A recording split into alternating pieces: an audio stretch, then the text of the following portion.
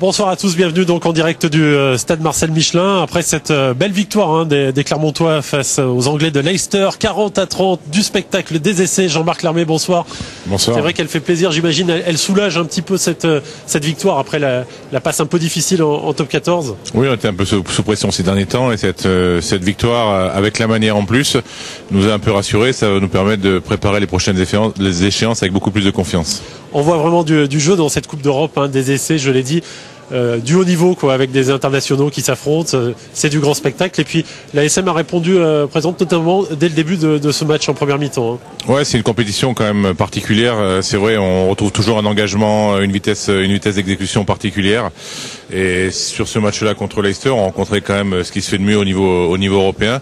C'était un moyen pour nous de voir où on en était et de se mesurer par rapport à ce qui se fait de meilleur en Europe. Et du début jusqu'à pratiquement la fin du match, on a fait plus que rivaliser avec eux. Ouais, pratiquement la fin, parce que dans les 10 dernières minutes, c'était un peu plus compliqué. On va voir tout ça en images sur des commentaires de nos confrères de France 2, Mathieu Lartaud et Fabien Galtier. Parra qui va jouer dans le fermé avec Malzieu encore une fois. Malzieu, c'est bien fait ça pour la Penderie. Il y a du soutien à droite et à gauche. Il a choisi Anthony Floch en débordement qui peut peut-être doubler pour le premier essai. Magnifique des Clermontois. Alexandre Lapendrie qui marque cet essai à Michelin, ça fait du bien. Et ça passe pour Brock James, Clermont 10, Leicester 3. Lancement en touche, Ledesma, bonne déviation, bon air et le jeu qui se poursuit avec Nalaga, intercalé dans la ligne. Nalaga, on ne verra plus personne ne pourra le reprendre. Et le deuxième essai clermontois, il est l'œuvre du phénomène Napoléon Nalaga. Transformation, Brock James, ça passe, Clermont 17, Leicester 6. Peut-être le drop d'Anthony Floch, il est dans l'axe, ça part bien. Ah, voilà Clermont qui fait preuve de réalisme également et qui engrange les points. Clermont 20, Leicester 9, 11 points d'avance. Oh, Zirakashvili, il y avait à hauteur, Aurélien Rougerie ne l'a pas vu. Les Clermontois sont stoppés à 5 mètres de la ligne, c'est le troisième essai qui chauffe. Et voilà le superbe Napoléoni Malaga, deuxième essai du jour pour l'ailier d'origine fidjienne.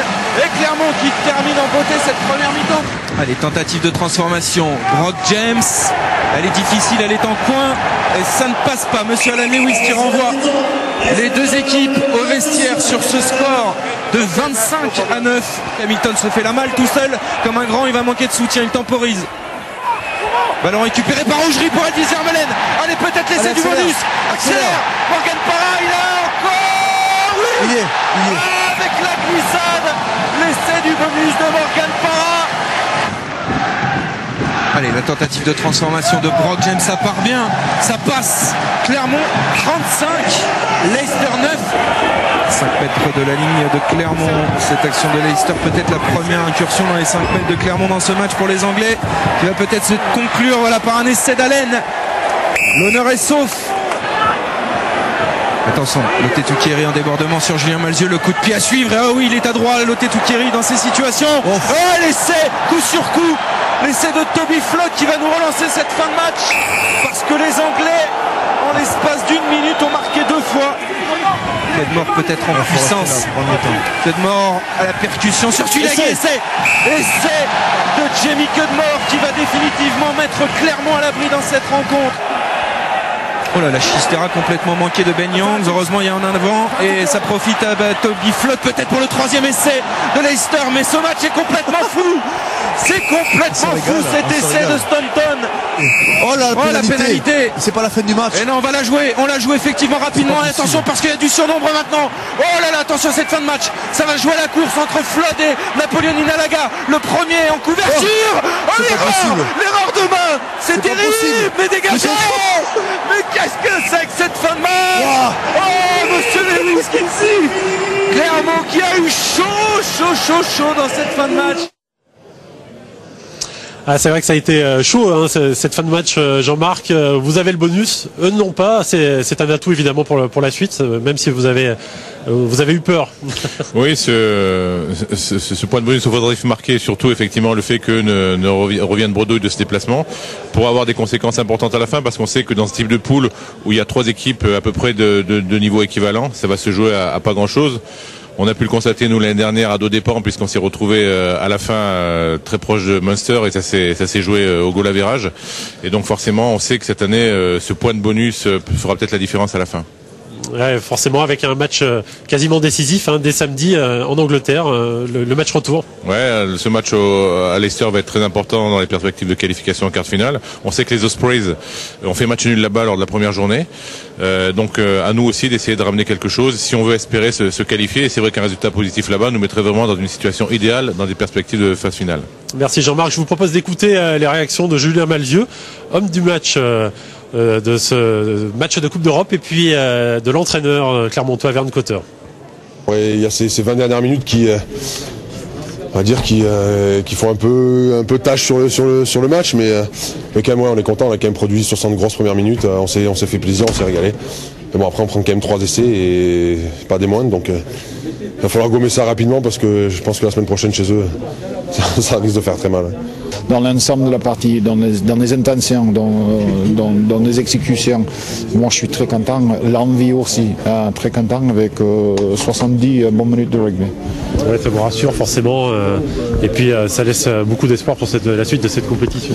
C'est sûr qu'on n'attendait pas peut-être prendre 5 points face à l'Est ici à la maison, mais moi je pense que dans 6 jours là-bas, on va avoir une réception chaud. Je pense que ça va être difficile, donc à nous maintenant de récupérer au mieux possible, partir là-bas, sachant qu'eux ils vont monter le niveau de jeu, nous on est obligé de monter le nôtre aussi. Retour donc au stade Michelin avec Alexandre Lapendry, l'un des joueurs de l'ASM qui vient de nous rejoindre. Vous sortez à l'instant de réunion, c'est ça? Il y a toujours la réunion d'après-match? Ouais, on a eu un briefing avec tous les dirigeants, ceux qui sont extérieurs au club et plus tous les joueurs. Avec les premiers commentaires, j'imagine, sur cette victoire. Quel sentiment domine ce soir après cette victoire? Beaucoup d'essais, gros match en début de partie, et puis un petit relâchement en fin de match, c'est ça? Oui, mais bon, voilà, on est très content. On a pris les 5 points. Je pense que c'est l'essentiel. On va pas non plus faire les fines bouches, donc non, très content du résultat et de Vous sentez que l'équipe a retrouvé quelques repères, un peu de confiance qui manquait en top 14, on l'a dit depuis le début de la saison? Oui, c'est sûr. Je pense que c'est maintenant ça peut être un match de référence, un match où on peut se calquer dessus et c'est important pour l'équipe. Avec évidemment un match retour qui promet, un affrontement samedi soir sur la pelouse des Anglais qui risque d'être très important dans la perspective d'une qualification au quart de finale de Coupe d'Europe. C'est pour ça, faut nuancer cette victoire. On est très content, mais on va beaucoup se reposer, se régénérer pour repartir de mieux samedi. Merci Alexandre. On va regarder un reportage sur l'ambiance qu'il y avait cet après-midi au stade Marcel Michelin. 15 000 personnes, le stade quasiment complet et un public qui évolue. Peut-être un peu moins populaire et un peu plus clientèle d'affaires comme on le voit ce soir encore ici dans l'une des tribunes du stade Michelin. Reportage Jérôme Doumingue, Sandrine Montero. Une rumeur galopante voudrait faire croire que le rugby à Clermont aurait tendance à s'embourgeoiser. Pure fiction ou froide réalité? Non, mais nous on est là-bas, c'est jaune et bleu. Ouais. Et les cravates, elles sont où alors? Je sais pas, là peut-être, je sais pas. Non, il n'y en a pas trop. Non? Non, je trouve qu'il y a pas mal de gens qui s'habillent en jaune et bleu maintenant. Pour s'en convaincre, direction la billetterie. Les places les moins chères, il y en avait ici à revendre. On les appelle les pesages. C'est debout autour du terrain, afin de mieux voir les joueurs et un tarif un peu plus faible que dans les tribunes. C'est-à-dire, là vous avez payé combien? En tarif étudiant, moi 50%, juste 6 €. Un match de Coupe d'Europe à 6 €, pas de quoi décourager les plus frileux. Même si ceux-là, on les trouve bien calés au chaud, dans les salons feutrés du stade. C'est super confortable. On est au chaud et on a du spectacle. On n'a pas ce type de prestation dans le Cantal, donc effectivement, quand on est là, on en profite de pouvoir regarder avec tout confort.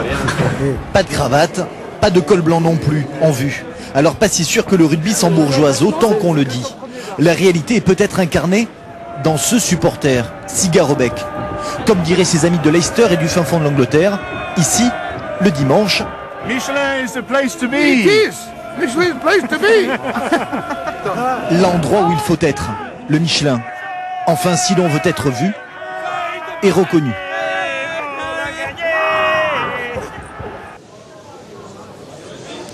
Alexandre, ce public qui vous a soutenu, ça joue un rôle important dans ce genre de match, un affrontement international comme ça, il faut évidemment y mettre du cœur. Oui, c'est sûr, je pense qu'on a vraiment, on doit vraiment beaucoup remercier les supporters, que ce soit le public ici qui était très nombreux et beaucoup derrière nous et voilà, même ceux de l'extérieur, c'est vraiment, on sent que voilà, on a besoin d'eux et on peut compter sur eux, quoi. C'est super bien. Vous sentez que cette victoire peut être un déclic pour la suite de la saison, pour la Coupe d'Europe évidemment, mais aussi pour le top 14? On verra, on va essayer comme on fait d'habitude, de travailler. On a passé une très bonne semaine. On a travaillé, on s'est parlé et ça paye, donc on va continuer comme ça. Vous êtes plutôt confiant pour la suite? On va essayer. Merci Alexandre, voilà, c'est tout pour ce soir. On revient sur cette victoire de l'ASM qui entretient l'espoir maintenant en Coupe d'Europe, 40-30 face aux Anglais de Leicester, finaliste, on le rappelle, de la Coupe d'Europe, un sacré client, battu donc cet après-midi ici sur la pelouse du Stade Michelin. Bonne soirée à tous, très belle soirée sur France 3.